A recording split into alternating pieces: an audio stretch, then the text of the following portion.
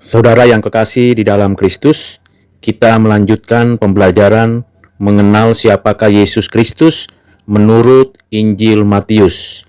Di dalam Matius pasal 9 ayat 9 sampai 13 dituliskan kisah yang memberikan kepada kita gambaran mengenai siapakah Yesus Kristus. Yesus duduk di rumah cukai dan ada banyak orang berdosa yang mendekatinya.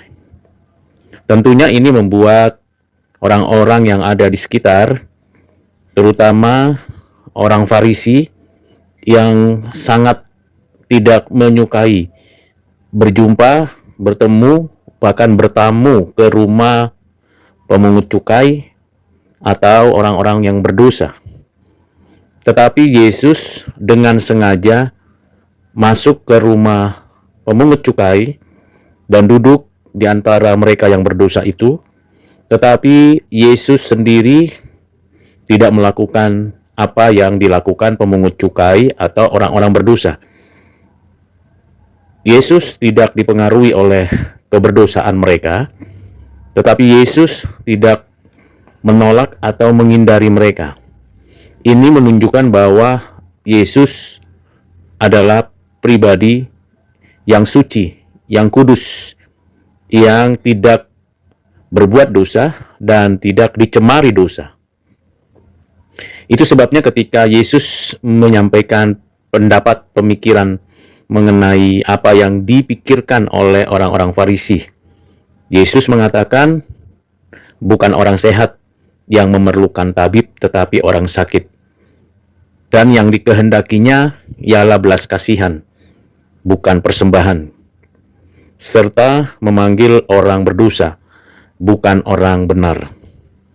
Di sini kita belajar mengenal Yesus Kristus yang menunjukkan dirinya sebagai tabib, bukan sebagai orang yang sakit atau yang menggambarkan kebutuhan akan kesembuhan.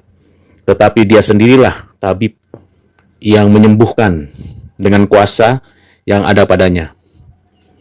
Yang lebih mengherankan, Yesus tidak mengendaki persembahan karena memang semua yang manusia punya, manusia usahakan, manusia miliki, itu pemberian Tuhan Allah. Jadi kalau saya dan saudara memberi persembahan, semata-mata itu karena kasih karunia Allah. Dan Yesus mengatakan kehendaknya, yaitu belas kasihan. Siapakah yang memiliki belas kasihan di antara orang berdosa? Tidak ada. Orang-orang berdosa, pemungut cukai, pastilah membutuhkan belas kasihan, membutuhkan pengampunan, membutuhkan penerimaan. Dan Yesus hadir menyatakan belas kasihannya.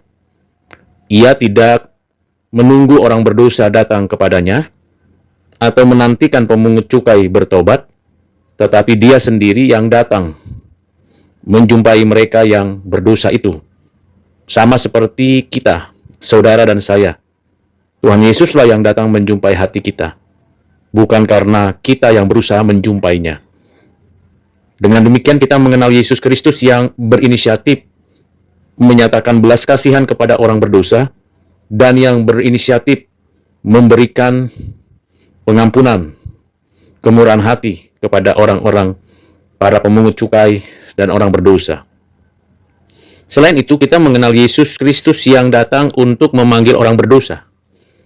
Karena memang setiap orang sudah berdosa. Tidak ada seorang pun dinilai sebagai orang benar. Tetapi ada banyak orang yang beranggapan pada dirinya sendiri atau komunitasnya yang menganggap dirinya orang benar. Setidak-tidaknya karena keagamaannya, ritual, dan religiusitasnya menganggap diri mereka sendiri orang benar. Padahal tidak ada seorang pun yang benar. Tidak ada seorang pun yang dia nilai dan dianggap dan ditempatkan Tuhan sebagai orang benar. Bagi mereka yang menilai dirinya, menganggap dirinya karena sudah memiliki posisi jabatan keagamaan atau memiliki agama tertentu dan menilai diri sebagai orang benar, mereka justru sebaliknya tidak dijumpai dan tidak didatangkan oleh Tuhan.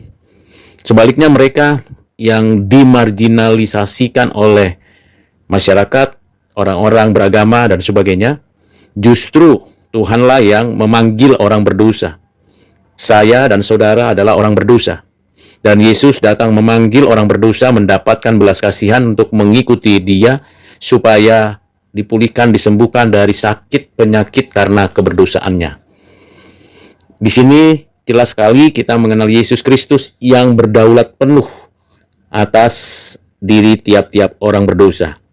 Dan di sini juga jelas sekali bahwa ada orang yang tidak mengakui keberdosaannya, tetapi justru menganggap diri orang benar.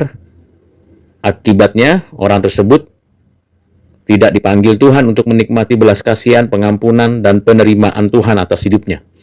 Tetapi kita, saudara dan saya yang menyadari keberdosaan kita, maka Tuhan dengan belas kasihannya, yang tentunya karena anugerahnya, Dia datang kepada kita, Dia menjumpai kita, Dia membawa kita kepadanya, karena kita orang berdosa yang membutuhkan tabib, dan kita mengikutinya karena anugerah Tuhan.